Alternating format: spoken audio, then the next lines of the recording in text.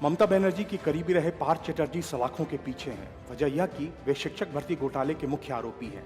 लेकिन बंगाल की तर्ज पर दिल्ली में भी गेस्ट टीचर्स की नियुक्ति का बड़ा घोटाला सामने आया है।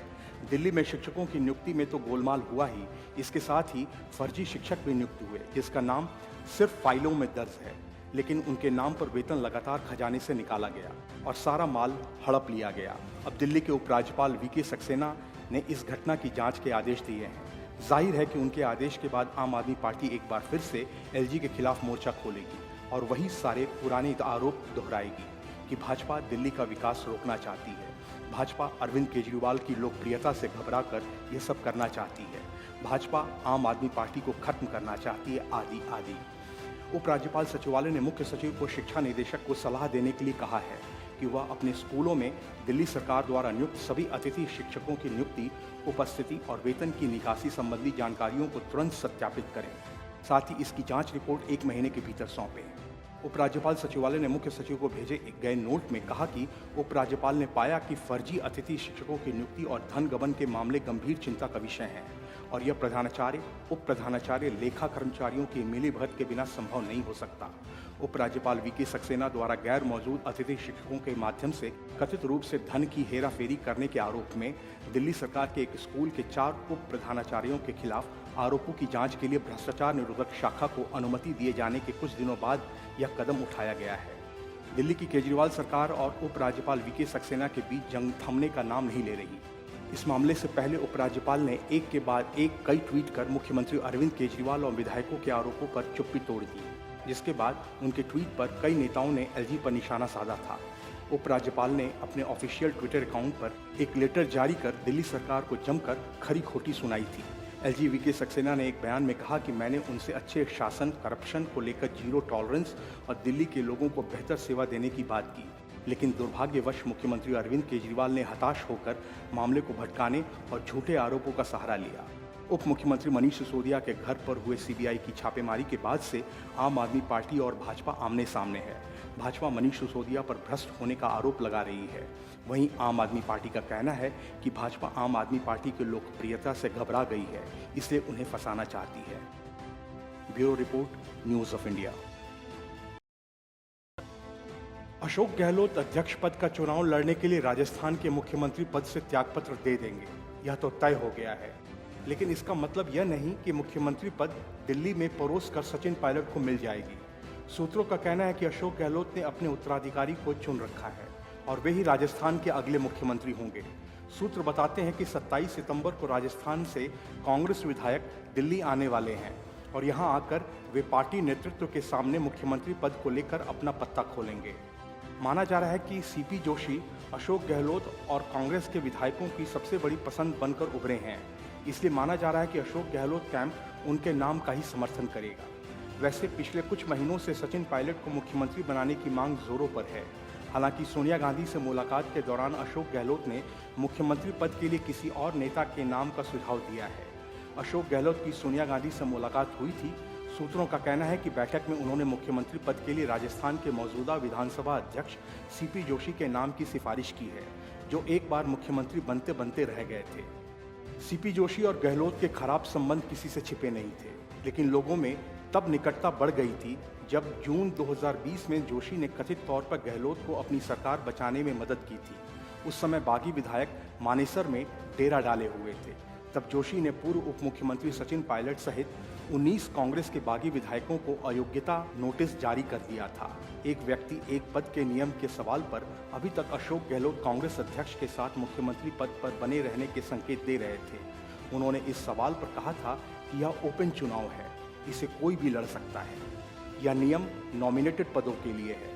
एक शख्स मंत्री रह सकता है और वह कांग्रेस अध्यक्ष भी चुना जा सकता है। मैं 3 पोस्ट भी मैनेज कर सकता हूँ। लेकिन राहुल गांधी का एक बयान सामने आने के बाद उनके सुर बदल गए। केरल में राहुल गांधी ने प्रेस ब्रीफिंग के दौरान 1 मैन 1 पोस्ट का समर्थन करते हुए कहा कि हमने उदयपुर में जो वादा किया है, मुझे उम्मीद है इसे बनाए रखा जाएगा। उन्होंने कहा कि कांग्रेस का अध्यक्ष पद वैचारिक पद है, भारत का दृष्टिकोण सामने लाता है। उन्होंने आगे कहा कि अध्यक्ष पद पर मेरी स्थिति स्पष्ट है। एक व्यक्ति एक पद पर राहुल गांधी के बयान पर भी गहलोत से सवाल पूछा गया तो उन्होंने कहा कि राहुल ने बिल्कुल ठीक कहा है।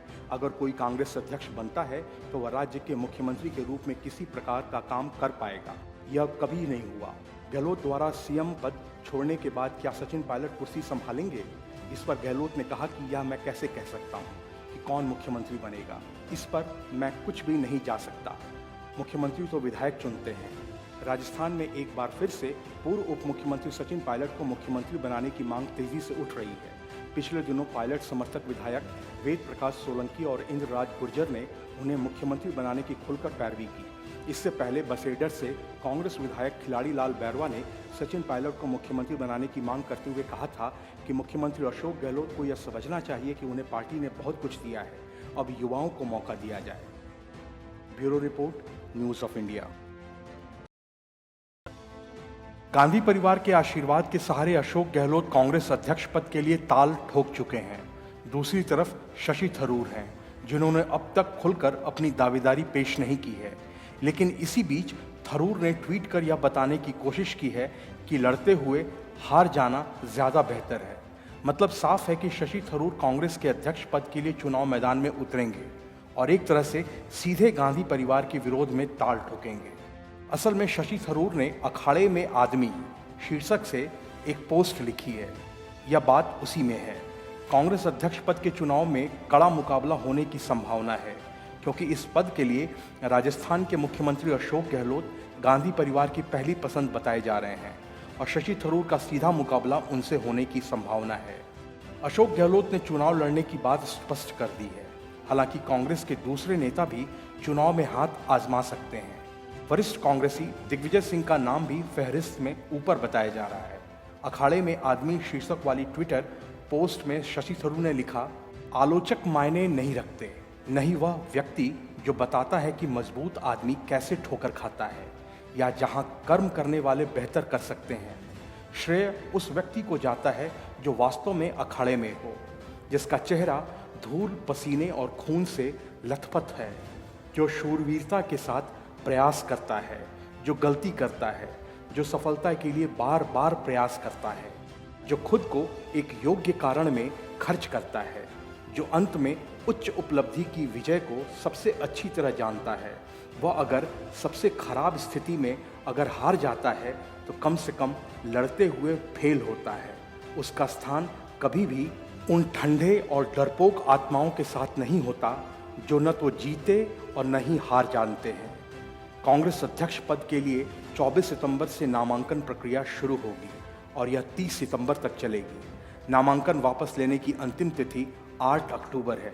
एक से ज़्यादा उम्मीदवार होने पर 17 अक्टूबर को मतदान होगा और चुनाव के परिणाम 19 अक्टूबर को घोषित किए जाएंगे। Bureau report, news of India. Nitish Kumar की दगाबाज सियासत और फिर सत्ता परिवर्तन के बाद पहली बार बिहार आए अमित शाह ने बिना लाग लपेट के नीतीश कुमार से लेकर लालू प्रसाद तक सबको अपने रडार पर ले लिया और करारे हमले किए।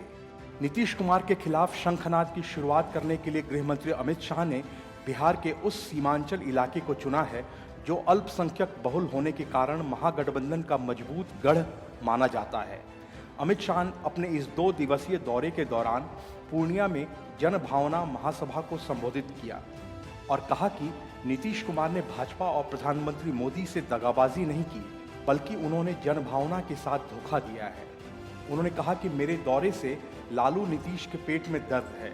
अमित शाह ने कहा कि मुझे मालूम है आप मुझे सुन रहे हैं, मेरे भाषण में नुक्स निकाल रहे हैं, कागज पर निकाल लीजिए, बहुत सारे प्रोजेक्ट के बजट बढ़ गए हैं। अमित शाह ने नीतीश कुमार से पूछा कि हमने तो हिसाब दिया, अब आप बताइए कि आपने क्या किया है। सत्ता की कुटिल राजनीति से प्रधानमंत्री नहीं बना जा सकता। अमित शाह ने कहा कि धारा 370 हटनी चाहिए थी या नहीं, कश्मीर भारत का अभिन्न अंग है या नहीं। लालू नीतीश एक बार बोल दें कि मोदी जी ने धारा 370 हटाकर अच्छा काम किया या नहीं, उनकी हिम्मत नहीं है। आप तो बोलते हैं ना। महागठबंधन सरकार पर अमित शाह ने कहा कि नीतीश कुमार ने लालू यादव के साथ जाकर जंगल राज का नजरिया स्पष्ट कर दिया है। जिस दिन से महागठबंधन की सरकार बनी है उसी दिन से कानून व्यवस्था चरमरा गई। नीतीश कुमार ने कहा कि हमारे साथ षड्यंत्र किया जा रहा है। शाह ने कहा कि अब ना नीतीश कुमार की पार्टी आएगी ना लालू की पार्टी आएगी, अब सीमांचल के हिस्से में मोदी जी का कमल खिलेगा। 2024 में महागठबंधन का सूपड़ा साफ हो जाएगा। नीतीश कुमार की एक ही नीति, केवल कुर्सी रहनी चाहिए। अमित शाह ने कहा कि नीतीश कुमार दल बदल कर जो धोखा दे रहे हैं, यह धोखा प्रधानमंत्री मोदी के साथ नहीं है, यह धोखा बिहार की जनता के साथ है।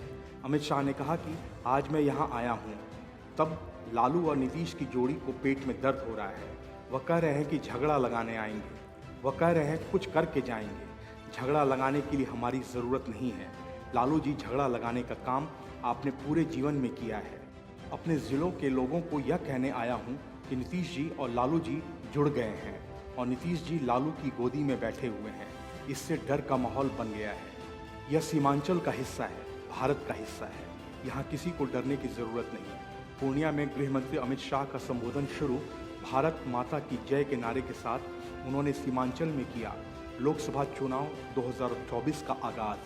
कहा, सीमांचल के लोग जोर से नारा लगाओ, लालू यादव, नीतीश कुमार के पेट में दर्द हो रहा है। Bureau report, news of India.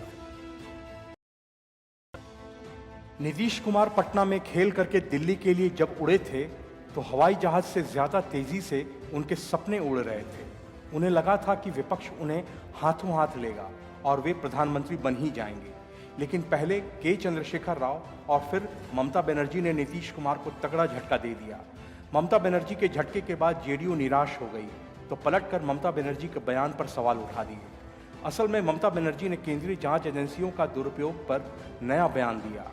Mamata Banerjee ने बंगाल में कहा है कि उन्हें विश्वास नहीं है कि प्रधानमंत्री मोदी ने सीबीआई और ईडी जैसी केंद्रीय एजेंसियों को टीएमसी नेताओं को निशाना बनाने के लिए कहा है। उन्होंने इसके बजाय भाजपा नेताओं के एक वर्ग पर उनका दुरुपयोग करने का आरोप लगाया।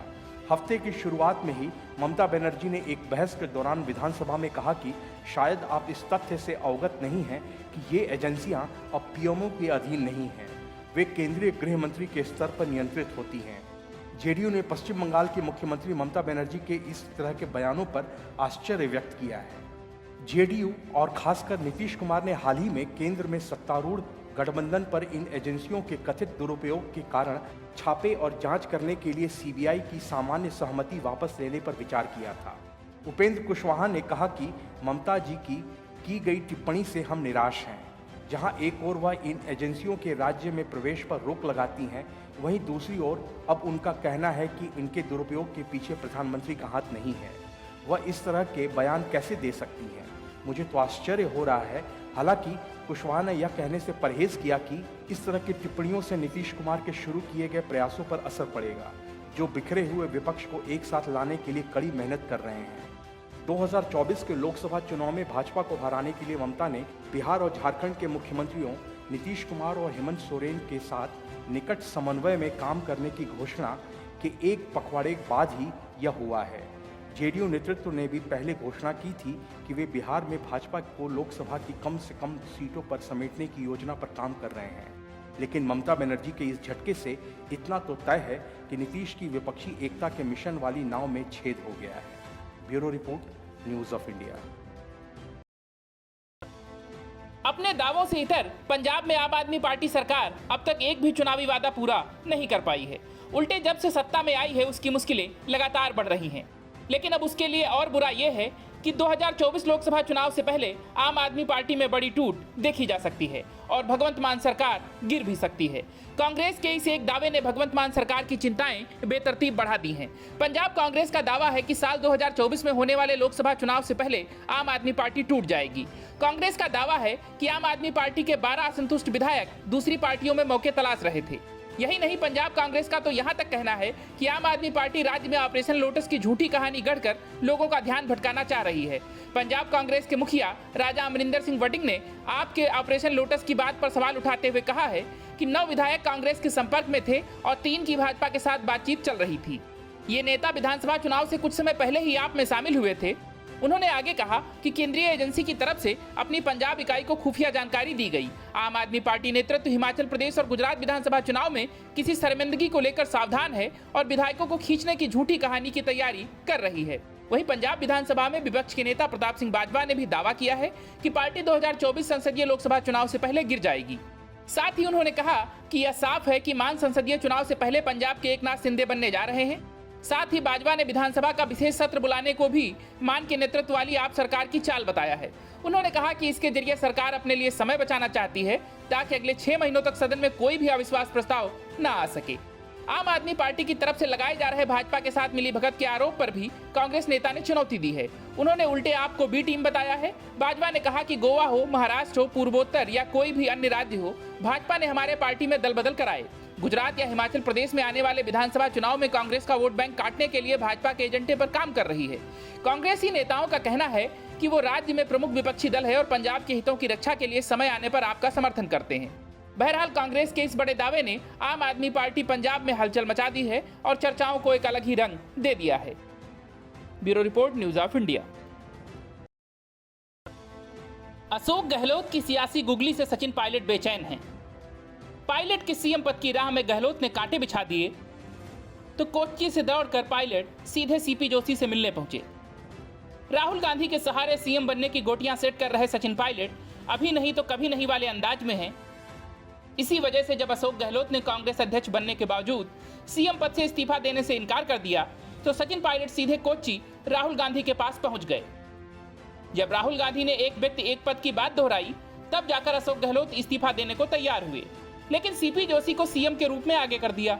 अशोक गहलोत के इस दांव से सचिन पायलट के लिए सीएम बन पाना आसान नहीं रहा। अब इस बात का फैसला तो 27 तारीख को होगा जब कांग्रेस के विधायक दिल्ली दरबार के सामने अपनी बात रखेंगे। अशोक गहलोत ने सोनिया गांधी के सामने सीपी जोशी के नाम की सिफारिश कर बड़ा खेल कर दिया है। सीएम गहलोत ने साफ कर दिया है कि वो अध्यक्ष पद का चुनाव लड़ने जा रहे हैं। उनके मुताबिक राहुल गांधी ने फैसला कर लिया है कि वो अध्यक्ष पद की रेस में नहीं होंगे। इसीलिए अब गहलोत नामांकन दाखिल करेंगे और अध्यक्ष पद के लिए दावेदारी पेश करेंगे। इसके साथ ही अब राजस्थान में भी नए मुख्यमंत्री को लेकर सस्पेंस बढ़ गया है। अभी तक राजस्थान के सीएम की तस्वीर साफ नजर आ रही थी। सभी लोगों की नजरें केवल सचिन पायलट पर थी, लेकिन अचानक रेस में सीपी जोशी के आ जाने से मामला उलझ गया है। मतलब साफ है कि अशोक गहलोत सचिन पायलट को किसी भी कीमत पर सीएम नहीं बनने देना चाहते। हालांकि कांग्रेस के कई नेता पायलट का खुला समर्थन कर रहे हैं। पायलट समर्थक विधायक वेद प्रकाश सोलंकी और इंदिराज गुर्जर ने उन्हें सीएम बनाने की खुलकर उनका साथ दे रहे हैं। गहलोत के सोनिया गांधी से मुलाकात के बाद खबरें आई थी कि उन्होंने सीपी जोशी का नाम आगे कर दिया है। ऐसे में माना जा रहा है कि पायलट को साइडलाइन कर मुख्यमंत्री बनने से रोकना चाहते हैं। हालांकि कांग्रेस कार्य समिति के एक सदस्य ने बताया कि गांधी परिवार पायलट को सीएम बनाए जाने के पक्ष में है। Bureau report, news of India. Uttar Pradesh के पिछले कई चुनाव में बुरी तरह हार का मुंह देख चुकी समाजवादी पार्टी और उसके मुखिया अखिलेश यादव इस समय अपनी पार्टी के नेता आजम खान को लेकर परेशान हैं और उनके लिए मार्च निकाल चुके हैं। अखिलेश का आरोप है कि सत्ताधारी भाजपा लगातार बीमार आजम खान का उत्पीड़न कर रही है, लेकिन आजम खान के खिलाफ जैसे आरोप लग रहे हैं उससे लगता नहीं कि अखिलेश उनकी मुश्किलें कम कर पाएंगे। ताजा मामलों में आजम खान पर चोरी के कई आरोप लगे हैं। जेसीबी मशीन, किताबें और फर्नीचर की चोरी के बाद अब रामपुर की नगरपालिका के पूर्व चेयरपर्सन रेशमा बी ने आरोप लगाया है कि आजम खान ने नगरपालिका की तिजोरी चोरी करवाई थी। रेशमा बी ने आरोप लगाया कि पूर्व कैबिनेट मंत्री आजम खान ने नगरपालिका की तिजोरी सत्ता के बल पर षड्यंत्र रचकर चुराई है। मामले में अब मुरादाबाद मंडल आयुक्त को प्रार्थना पत्र देकर तिजोरी बरामद करवाने की मांग की गई है। रेशमा बी के साथ उनके पूर्व विधायक पति ने भी मुरादाबाद कमिश्नर से मिलकर गुहार लगाई है। गौरतलब है कि इससे पहले आजम खान के जौहर विश्वविद्यालय में जमीन में गड़ी हुई नगरपालिका रामपुर की सफाई करने वाली जेसीबी मशीन बरामद की गई थी। इस मामले में पुलिस आजम खान, अब्दुल्ला आजम समेत 7 लोगों के खिलाफ एफआईआर दर्ज कर चुकी है। सपा सरकार में सफाई करने के लिए करोड़ों रुपए की मशीन नगरपालिका रामपुर ने खरीदी थी। उसके बाद आजम खान के बेटे अब्दुल्ला आजम के करीबी सालिम और अनवर की निशानदेही पर पुलिस ने यूनिवर्सिटी के मेडिकल कॉलेज के कमरे की दीवार तोड़कर फर्नीचर बरामद किया। यह फर्नीचर ओरिएंटल कॉलेज का बताया जा रहा है। यही नहीं, पुलिस ने अब्दुल्ला आजम के इन्हीं 2 करीबियों की निशानदेही पर जौहर यूनिवर्सिटी की लिफ्ट की दीवार तोड़कर मदरसा आलिया की हजारों किताबें बरामद की थी। ओरिएंटल कॉलेज के प्रिंसिपल जुबैर अहमद खान ने बरामद फर्नीचर को पहचानते हुए बताया कि यह वही फर्नीचर है जो लाइब्रेरी में था। उन्होंने बताया कि इस बाबत उन्होंने 2019 में मुकदमा भी दर्ज कराया था। कुछ किताबें पहले बरामद हुई थी, बाकी अब बरामद हुई हैं और अब फर्नीचर बरामद हुआ है। वहीं तिजोरी चोरी के आरोपों के बाद आजम खान की मुश्किलें बेतरतीब तरीके से बढ़ सकती हैं। रामपुर की नगरपालिका के पूर्व चेयरपर्सन रेशमा बी ने कहा कि मौजूदा शहर विधायक और तत्कालीन सपा सरकार में नगर विकास मंत्री रहे आजम खान ने नगरपालिका की तिजोरी चोरी करवाई थी। तिजोरी में नगरपालिका के कर्मचारियों का वेतन था। यह वेतन लगभग 11 लाख रुपए के करीब था। साल 2005 में यह तिजोरी चोरी हो गई थी। पूर्व चेयरपर्सन रेशमा बी ने मंडलायुक्त अंजने कुमार से तिजोरी बरामद करवाने की मांग की है। वहीं दूसरी तरफ सपा मुखिया अखिलेश यादव अलग ही सुर पकड़े हुए हैं। उनका आरोप है कि भाजपा आजम खान को बिना वजह परेशान कर रही है। अखिलेश ने इसको लेकर राज्यपाल आनंदीबेन पटेल से भी मुलाकात की है। बहरहाल जैसे सबूत मिल रहे हैं, आजम खान के लिए आने वाला वक्त और मुश्किल होने वाला है। Bureau report, news of India.